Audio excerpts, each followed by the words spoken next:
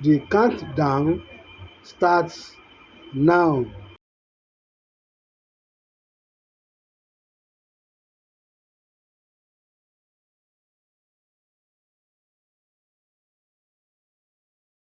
We are reading from the book of Zephaniah, chapter 1, from verse 14 through to 18.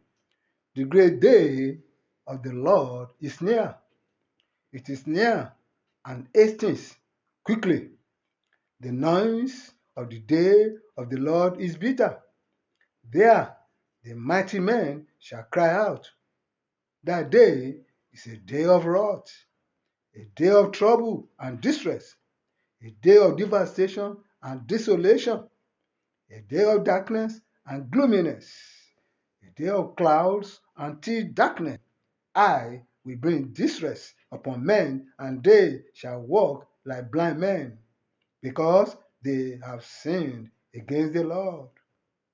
Their blood shall be poured out like dust, and their flesh like refuse. Neither their silver nor their gold shall be able to deliver them in the day of the Lord's wrath.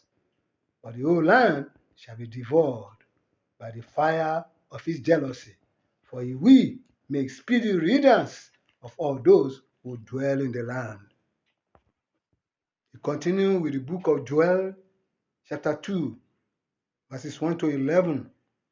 Blow the trumpet in Zion, and sound an alarm in my holy mountain.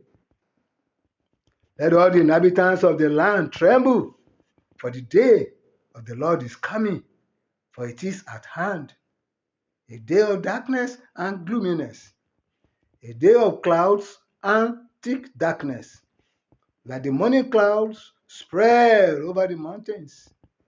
The people come, great and strong, the like of whom has never been, nor will there ever be any such after them, even for many successive generations. A fire devours before them, and behind them a flame burns. The land is like the Garden of Eden before them, and behind them a desolate wilderness. Surely nothing shall escape them. Their appearance is like the appearance of horses, and like swift steeds, so they run with a noise like chariots. Over mountain tops they leap like the noise of a flaming fire that devours the stubble, like a strong people set in battle array. Before them the people writhe in pain, all faces are drained of color. They run like mighty men. They climb the wall like men of war. Everyone marches in formation, and they do not break ranks. They do not push one another. Everyone marches in his own column. Though they launch between the weapons, they are not cut down. They run to and fro in the city. They run on the wall. They climb into the houses. They enter at the windows like a thief. The earth quakes before them. The heavens tremble. The sun and moon grow dark, and the stars diminish their brightness. The Lord gives voice before his army, for his camp is very great. For strong is the one who executes his word, for the day of the Lord is great and very terrible. Who can endure it? We read from the book of Zechariah, chapter 14, verse 1. Behold, the day of the Lord is coming, and your spoil will be divided in your midst. For I will gather all the nations to battle against Jerusalem. The city shall be taken, the houses rifled, and the women ravished. Half of the city shall go into captivity. And in that day his feet will stand on the Mount of Olives, which faces Jerusalem on the east. And the Mount of Olives shall be split in two, from east to west, making a very large valley. Half of the mountain shall move toward the north, and half of it toward the south. Then you shall flee through my mountain valley, for the mountain valley shall reach to Azal. Yes, you shall flee as you fled from the earthquake in the days of Uzziah, king of Judah. Thus the Lord my God will come, and all the saints with you. It shall come to pass in that day that there will be no light. The lights will diminish. It shall be one day which is known to the Lord, neither day nor night. But at evening time it shall happen that it will be light. And in that day it shall be that living waters shall flow from Jerusalem, half of them toward the eastern sea, and half of them toward the western sea. In both summer and winter it shall occur, and the Lord shall be king over all the earth. In that day it shall be, the Lord is one, and his name one. Amen. All the land shall be turned into a plain from Geba to Rimmon, south of Jerusalem. Jerusalem shall be raised up and inhabited in a place from Benjamin's gate to the place of the first gate and the corner gate, and from the tower of Ananel to the king's wine presses. The people shall dwell in it, and no longer shall there be utter destruction.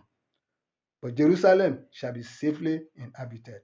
And this shall be the plague with which the Lord will strike all the people who fought against Jerusalem.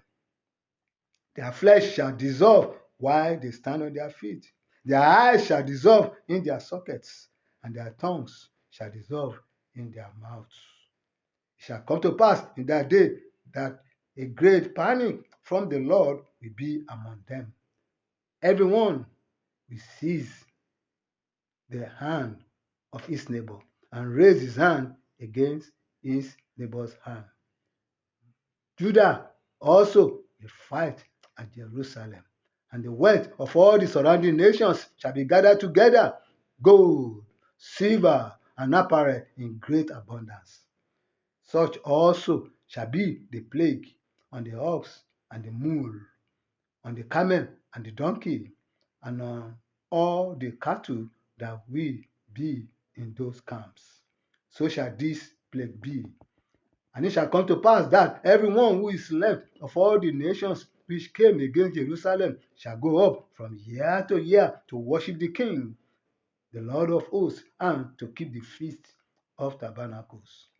And it shall be that whichever of the families of the earth do not come up to Jerusalem to worship the King, the Lord of hosts, on them there will be no rain.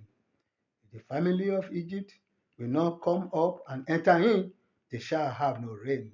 They shall receive the plague with which the Lord strikes the nations who do not come up to keep the Feast of Tabernacles. This shall be the punishment of Egypt and the punishment of all the nations that do not come up to keep the Feast of Tabernacles. In that day, holiness to the Lord shall be engraved on the bells of the horses. The pots in the Lord's house shall be like the bowls before the altar. Yes, every pot in Jerusalem and Judah shall be holiness to the Lord of hosts. Everyone who sacrifices shall come and take them and cook in them. In that day there shall no longer be a Canaanite in the house of the Lord of hosts. Amen.